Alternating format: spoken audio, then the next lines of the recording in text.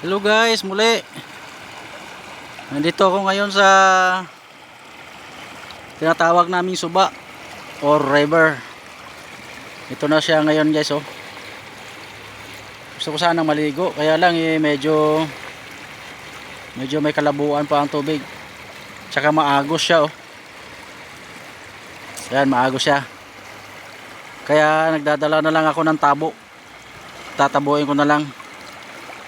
Gusto ko sana lumangoy, kaya lang baka lulukutin ako ng agos oh. Tapos tatama ka sa mga bato. Yan.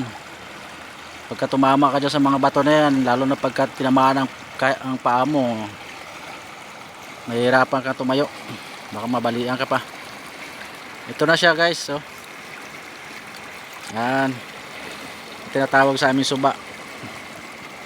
So, may mga araw nito pagka hindi na nagpanay ang ulan, malinaw ang tubig, pero sa ngayon katatapos lang ng bagyo at saka maulan-ulan pa dito, kaya ganyan ang tubig, kulay niya, oh, malabo.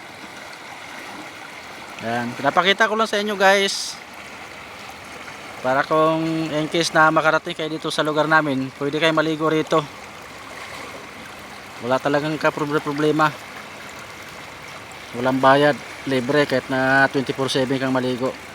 Mamili ka lang, may suba o gusto mo naman sa dagat. Yan.